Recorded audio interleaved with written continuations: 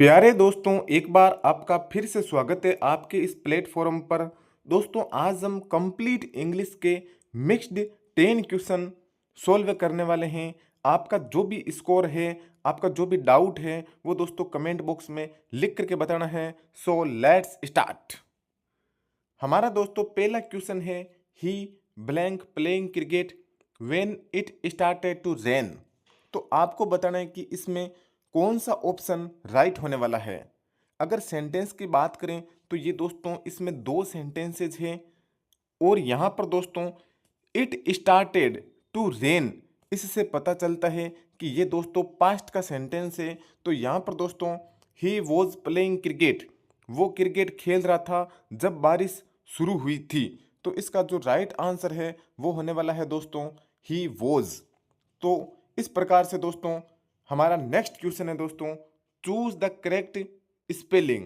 आपको चार ऑप्शंस दिए गए हैं, इन ऑप्शंस में से आपको बताना है कि रिसीव, जो रिसीव है, रिसीव का मतलब प्राप्त करना, तो इनमें से जो कौन सी स्पेलिंग है वो दोस्तों राइट है। तो दोस्तों मैं बता देता हूं कि ऑप्शन नंबर दोस्तों बी है, वो इसका राइट आंसर होने वाला है।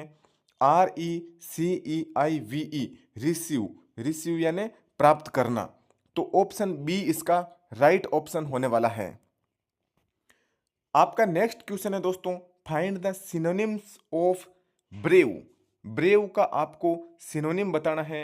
ब्रेव यानी बहादुर होता है, कवर्ड यानी कायर होता है, फियरलेस यानी बहादुर होता है, वीक यानी कमजोर होता है, लेजी यानी आलसी होता है। तो आपको पता चल गया होगा कि जो फियरलेस है वो इसका दोस्तों राइट आंसर होने वाला है। फियरलेस और ब्रेव दोनों का अर्थ एक होता है। हमारा नेक्स्ट क्वेश्चन है दोस्तों, ही इज गुड मैथमेटिक्स। तो यहां पर दोस्तों जो इसका राइट आंसर होने वाला है वो है दोस्तों 8, option number A. He is good at mathematics, यानी कि उसकी जो मैथमेटिक्स है या वो मैथमेटिक्स में अच्छा है। तो यहाँ पर दोस्तों इन, फॉर, ऑन इस प्रकार का कोई भी प्रीपोजिशन नहीं आएगा। यहाँ पर जो प्रीपोजिशन आएगा वो आएगा दोस्तों 8, he is good at. Okay, हमारा नेक्स्ट क्वेश्चन है दोस्तों, आइडेंटिफाई द करेक्ट सेंटेंस। आपके पास में दोस्तों चार सेंटेंसेस दिए गए हैं, उनमें से आपको एक एक प्यारा सा सेंटेंस, करेक्ट सेंटेंस आपको ढूंढना है। दोस्तों आपको पता चल गया होगा कि सब्जेक्ट के अनुसार हेल्पिंग वर्ब आती है और सी के साथ में डज आता है। तो आपका जो ऑप्शन नंबर दोस्तों सी है वो इसका राइट आंसर होने वाला है। She doesn't like coffee, she doesn't like coffee, क्योंकि सी के साथ में डज आता है। तो इस प्रकार दोस्तों इसका right answer option number C होगा। हमारा नेक्स्ट क्वेश्चन है दोस्तों, choose the opposite of ancient. Ancient का मतलब प्राचीन होता है और प्राचीन का आपको विलोम शब्द बताना है। तो दोस्तों option number a modern. Modern का मतलब होता है दोस्तों आधुनिक या नवीनतम। तो इसका जो राइट आंसर होगा ऑप्शन नंबर ए, अनसेंट का अपोजिट होगा modern.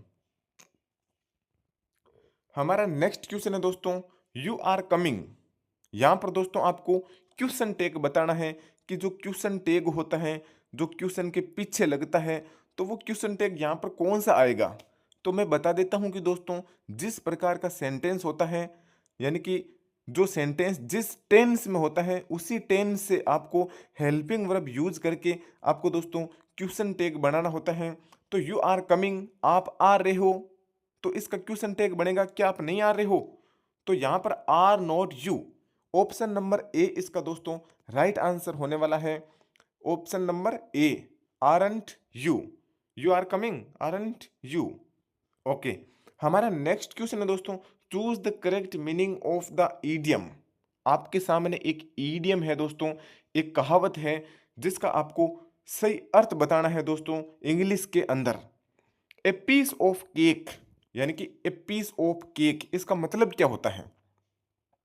A piece of cake का मतलब होता है दोस्तों समथिंग वेरी इजी, यानी कि केक होता है ना, केक बहुत आसान होता है, खाना भी आसान होता है ना, लेकिन दोस्तों केक को प्राप्त करना बहुत मुश्किल होता है। तो इस प्रकार ए पीस ऑफ केक इसका मतलब होता है समथिंग वेरी इजी, यानी कि जो चीज़ बहुत ही मान लो कोई भी काम है, जैसे मैं पढ़ा रहा हूँ, बहुत इजी इजी पढ़ा रहा हूँ आपको, है ना? तो इस प्रकार जो भी चीज़, जो भी काम बहुत इजी होता है ना, उसके लिए हम यूज़ कर सकते हैं ए पीस ऑफ केक, है ना? तो मैंने मान लो आपको एक क्वेश्चन दिया और वो क्वेश्चन बहुत ईज़ी है, तो आप बोलोगे सर ये तो ए पीस ऑफ केक है। It means something very easy. हमारा नेक्स्ट क्वेश्चन है दोस्तों, ही बॉट ब्लैंक अम्ब्रेला। तो आपको पता चल गया होगा कि यहाँ पर आर्टिकल आने वाला है और आर्टिकल आता है साउंड के अकॉर्डिंग। तो साउंड यहाँ पर वोवल की है और वोवल की साउंड के साथ में क्या आएगा? एन आएगा। He bought an umbrella. तो ऑप्शन नंबर बी इसका राइट आंसर होने वाला है, ही बॉट एन अम्ब्रेला। हमारा नेक्स्ट और लास्ट क्वेश्चन है दोस्तों, if I blank rich I would buy A car. ये दोस्तों अपने आप में एक सपोजिशनल सेंटेंस है और सपोजिशनल सेंटेंस दोस्तों ऐसा सेंटेंस होता है जो कोरी कल्पना को, कोरी मतलब कल्पना को बताता है। ये सेंटेंस कह रहा है अगर मेरे पास, अगर मैं रिच होता, अगर मैं अमीर होता तो मैं एक गाड़ी खरीदता, अगर मैं अमीर होता तो मैं एक कार खरीदता, है ना? तो इस प्रकार आप जब भी कल्पना करते हो कि अगर मैं वो होता तो मैं वो करता, है ना? तो इस प्रकार का जो सेंटेंस होता है वो सपोजिशनल सेंटेंस होता है। और सपोजिशनल सेंटेंस में दोस्तों आपका सब्जेक्ट कोई भी हो, डजंट मैटर, आपका सब्जेक्ट कोई भी हो, उसके साथ में दोस्तों आपको वर लगाना पड़ता है, वर लगाना पड़ता है। If I were rich I by A car. If I were rich, अगर मैं अमीर होता, I would buy A car, तो मैं गाड़ी खरीदता, मैं कार खरीदता, है ना? तो इस प्रकार यहाँ पर दोस्तों ऑप्शन नंबर सी इसका राइट आंसर होने वाला है। तो दोस्तों कैसा लगा सेशन? अगर अच्छा लगा है तो दोस्तों लाइक कर देना, चैनल को सब्सक्राइब कर देना। मिलते हैं अगले सेशन में, तब तक के लिए धन्यवाद।